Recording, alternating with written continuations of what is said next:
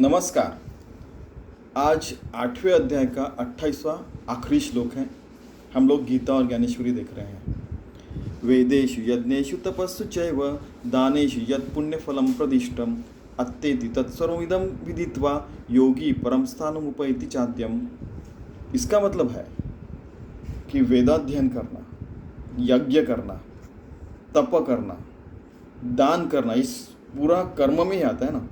ये कर्मयोग में आता है। जैसे देखा जाए तो पुण्य कर्म करके पुण्य फल प्राप्त करना, ये सारी चीज़ें किया, आखिर में तो आत्मज्ञान मिलना चाहिए। लेकिन आत्मज्ञान अगर नहीं मिला तो आप याद रखिए कि आत्मज्ञान जो है, जो योगी को मिलता है, जो योगी भगवान से एक रूप हो जाता है और उस आत्मज्ञान को उपभोग उसका लेते रहता है, तो वो जो है उसका वजन इन सारी चीज़ों से ज़्यादा रहता है। ठीक है, तो आप आत्मज्ञानी होइए, योगी होइए और ऐसे श्रेष्ठ पद पे जाके आप भगवान से एक रूप होइए। 24 घंटे भगवान की सेवा कीजिए, जैसे अर्जुन आप खुद कर ही रहे हैं, ऐसा श्री कृष्ण उनको याद करवा दे रहे हैं, तो फिर आपका जीवन धन्य हो जाएगा। ठीक है, अभी ज्ञानेश्वर महाराज क्या करें, जरी वेदाध्ययनाचे झाले अथवा यज्ञाचे शेतची पिकले का तपोदानांचे जोडले सर्वस्व हनजे।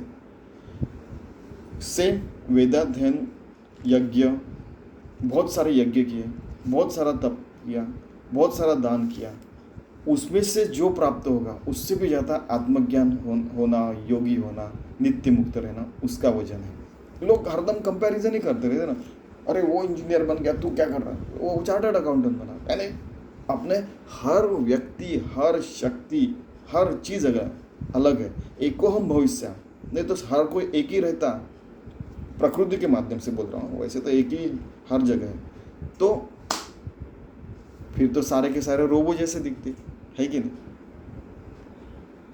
तर या आघव्यांची पुण्याचा मळा भारू आतोनी ज्या येफा जे परब्रह्मा निर्मला साठी न सरे।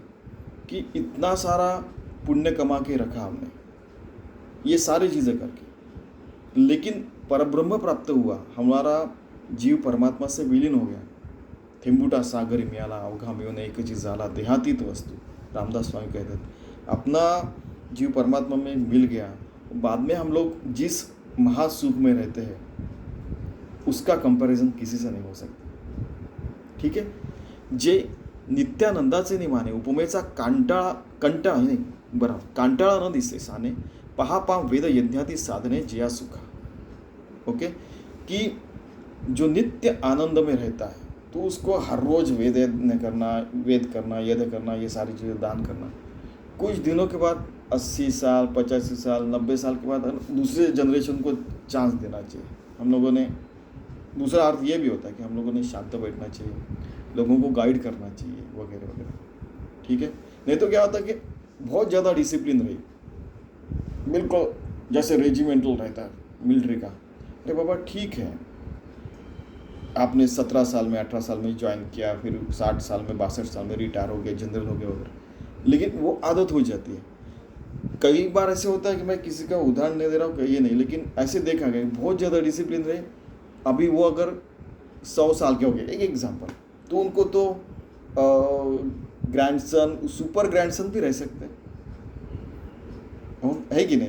तो उनके स्कूल को जाने का समय रहता है सुबह 5 बजे से, जॉइंट फैमिली 5 से 7 बजे तक वो स्नान करेंगे, जाएंगे, लेकिन ये इनका पहले टाइम वो गड़बड़ हो जाती है। I hope you understand. तो फिर क्या होता है कि बैलेंस करना चाहिए हर चीज़, कि भाई एक समझदारी नाम की चीज़ रहती है, तो वैसे हमने जीना चाहिए कि नित्यानंद में तो रहना चाहिए, लेकिन कई बार कुछ दिनों के बाद इन चीज़ों से भी रिटायरमेंट लेनी चाहिए।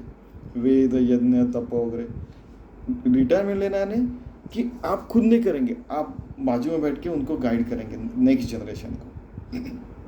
कभी कभी ऐसे होता है, हमने देखा ही है कि सबसे बड़े जो लोग रहते हैं ऐसे साइड में बैठे रहते हैं, और नेक्स्ट उनके थोड़े से जूनियर, उनके जूनियर जो नए बच्चे रहते हैं उनको फिर वो सारी चीज़ें बताते रहते हैं, फिर वो बताते हैं क्या ऐसा करना, ये गलती हुई, फिर ऐसा नेक्स्ट टाइम करते करते इतना परफेक्शन हो जाता है कि क्या बताएं। जैसे आपको मैंने एक बार उदाहरण बताया था कि एक बार मुझे एक प्रॉब्लम नहीं आया, मुझे लगता है फर्स्ट ईयर इंजीनियरिंग की बात है, तो वो प्रॉब्लम मेरे टीचर को नहीं आया, वो भी पीएचडी थे, मैं तो इंजीनियरिंग करता फर्स्ट ईयर में था, तो बोले ये नहीं आ रहा, हम लोग उनकी पीएचडी गाइड के पास गए, हम लोग फिर उनके पीएचडी गाइड के पास गए, सपोज मैं सब 18-19 साल का, सपोज हाँ 18 साल का, जस्ट एग्जाम्पल बता रहा हूँ, तो वो 41 साल के, वो गए उनके पीएचडी गाइड 55 साल के, वो उनके पीएचडी गाइड 75 साल, वो उनके पीएचडी गाइड 95 ईयर्स ओल्ड। फिर हम सब मिलके सोचा कि ऐसे करना चाहिए, मैंने बोला कि मैंने ये ट्राई किया, ये ट्राई किया, ये ट्राई 21 प्रकार से ट्राई किया, फिर भी नहीं आ रहा। अच्छा, तो फिर क्या हुआ कि वो जो 95 ईयर्स वाले थे उन्होंने बताया कि ये ट्राई किया, कि मैंने बोला नहीं, चलो ये ट्राई करके दे, प्रॉब्लम सॉल्व। तो ये होना चाहिए कि वेद यज्ञ ये सारी चीज़ें कीजिए, लेकिन एक समय के बाद नित्यानंद में रहना बहुत आवश्यक है।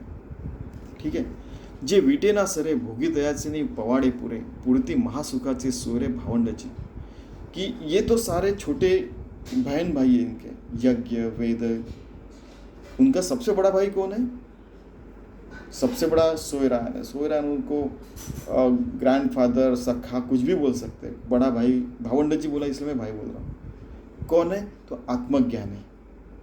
ऐसे दृष्टीचे नि सुखपणे जियासी अदृष्टाचे बजणे जे शतमखी आंगवणे नोहीचे एका, कि जिसको हर जगह भगवान नहीं दिख रहा है, तो तयाचे योगेश्वर अलौकिके दिठी चेनी हाथ तुके अनुमानित कौतुके तव हळुवट आवडे, कि जो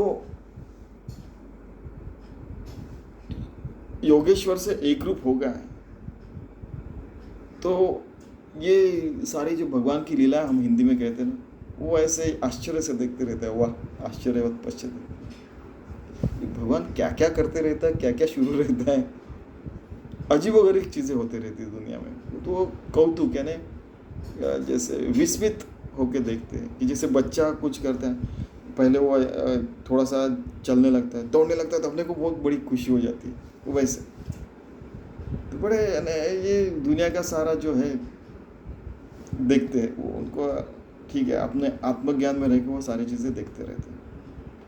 मग त्या सुखाची किरीटी करुणिया का पावटी परब्रह्माची पाठी आरूढते, कि जो परब्रह्म तत्व से एकरूप हो गए, वो महान सुख के किरीट पे यानी अत्युत्तम सबसे ऊपर अच्युत स्थान में रहते हैं वो। तो ऐसे चराचरिक भाग्य जे ब्रह्मेशा आराधना योग्य योग्यांचे भोग्य भोगधनचे, तो उस भोग में रहते हैं, तो 24 घंटा उस आप भगवान से एकरूप हो गए। समुद्र में हम हमारा थिंबुडा सागरी बुडाला अवघाम्यों एकची झाला देहातीत वस्तू, अपना छोटा से जो परमात्मा में विलीन होने के बाद हम वो अनंत कोटि ब्रह्मांड नायक का सुख हम लोग उपभोगते रहते हैं। तो हमने फिर बचपन में बताया था कि अच्छा फिर वो भोग लिया तो क्या फिर हम लोग खाना नहीं खाते क्या? वो बचपन एक दिन एक बच्चे ने पूछा था, अरे बाबा भोग यानी क्या?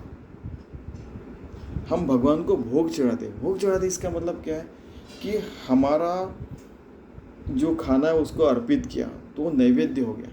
वैसा ही पूरा हमारा पंचमहाभूत का ये जो रहता है, देह जो रहता है, वो भी परमात्मा में विलीन होने वाला है। इसका मतलब वो ये परमात्मा में विलीन हो रहा है, तो ये हमारा नैवेद्य हो गया। अपना देह मन बुद्धि आत्मा उसका नैवेद्य होना चाहिए। इतना पवित्र काम हर जगह हर क्षण करना चाहिए।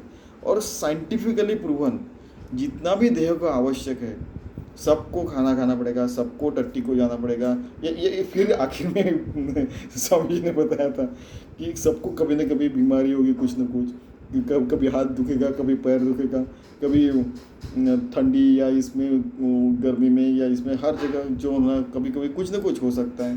कभी सुख होगा, कभी दुख होगा, कभी पास होंगे, कभी फेल होंगे, कभी नुकसान होगा, कभी फ़ायदा होगा। ये सारी चीज़ ज़िंदगी में चलती ही रहती है। इसका मतलब योगी बन गया है मैंने उसको वो हमारे यहाँ पे जो बच्चों के सवाल है, बड़ों को भी आ सकते हैं।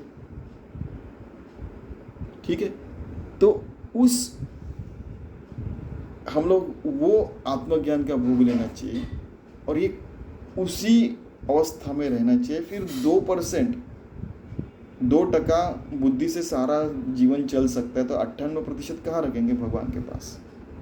ऐसा कौन बता रहा है? जो सकळ काळांची काळ, जो परमानंदाचा पुतळा, जो जीवाचा जीवा विश्वाची, कि हर जीव के जीव किसको प्राप्त करना चाहते हैं? तो परमात्मा को। वो जो परमात्मा है वो ये बात कर रहा है। वो कैसा है? सकळ काळांची कला, कला है ना, प्रतिपदा द्वितीया तृतीया चंद्र की कला रहती है ना, छोटा सा चंद्र, आधा चंद्र, बड़ा चंद्र, फिर अमावस्या भी रहती है। तो ऐसे 16 कला, उसके भी आगे जाके जो कला है, इन कलाओं की भी आगे जो है वो परमात्मा श्री कृष्ण कह रहे हैं। जो हजारों सूरज के समान है, जो हजारों चांद के समान है, जो इतना तेजपुंज है, फिर भी उसका तेज हमें लगता नहीं है, भस्म नहीं करेगा, ऐसा उसका तेज है। मार्तंड जे तापहीन, ऐसे सूरज है कि जिनके ताप से हम लोग दग्ध नहीं होते। ठीक है, ऐसा कौन है? श्री कृष्ण परमात्मा ये बता रहा है। जो सर्वज्ञतेचा बोलावा, जो यादव कुळीचा कुळदिवा, जो कृष्णजी पांडवा प्रतिपुरीला, श्री कृष्ण पांडव यानी अर्जुन को बता रहे हैं, जो सर्वज्ञ है, यादव कुल दीपक है। ठीक है, ऐसा श्री कृष्ण बता रहा है अर्जुन को। ऐसा कुरुक्षेत्रींचा वृत्तांतू संजय रायासे असे सांगतू, तेची पर्यसा पुढा मातू, ज्ञानदेव म्हणे निवृत्तीचा। ऐसा कुरुक्षेत्र में अपना वृत्तांत बता रहे हैं। संजय किसको बता रहे हैं? राय यानी राजा। कौन से राजा को? धृतराष्ट्र को बता रहे हैं। यही आगे में जाके ज्ञानेश्वर म्हणे निवृत्त, ज्ञानेश्वर महाराज यानी ज्ञानेश्वर बोल रहे हैं, मैं ज्ञानेश्वर निवृत्तनाथ का जो शिष्य हूँ बताने वाला हूँ। आगे में वो जाके देखते हैं अगले अध्याय में, ऐसा वो कह रहे हैं। इति श्रीमद् भगवद्गीता उपनिषत्सु ब्रह्म विद्यायां योगशास्त्रे श्री कृष्णार्जुन संवादे ब्रह्माक्षर निर्देशो नाम 8वां। इसमें 28 श्लोक थे और 271 ओइया थी। ओम श्री सच्चिदानंदर्पणमस्तु। तो 8वां अध्याय समाप्त है यहाँ पर। इसका सारांश क्या है कि हम लोग सारी तपश्चर्या, 9 विधा भक्ति और बहुत सारी चीज़ें करते हैं, वेद, यज्ञ, तप, दान, पुण्य, फल, ये सारी चीज़ें। इसके भी परे योगी होके, भक्त होके भगवान को सब कुछ समर्पित करते हैं। हमारा भोग, हमारा जीव पूरा शिव को समर्पित भोग लगाना चाहिए, इतना समर्पित होना चाहिए, तो हम भगवान से एकरूप हो गया, हमारा जीव परमात्मा से विलीन हो गया। समुद्र की गहराई नापने के लिए हम लोग समुद्र में डूब गए पूरा समुद्र में जाके डूबना नहीं है, हमारा जीव परमात्मा से एकरूप हो गया।